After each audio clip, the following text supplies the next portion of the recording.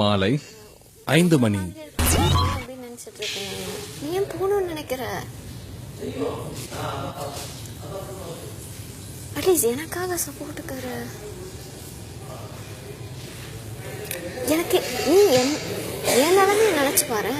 எல்லாருமே நான் ஹவுஸ்குள்ளே என்ட்ரு ஆகிறேன், எல்லாரும் யார் யாரையும் கட்டி பிடிக்கிறாங்க. எனக்கு ஆளே இல்லை.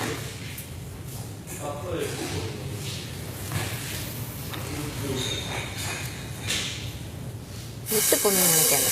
விட்டுட்டு போகணும்னு நினைக்காத.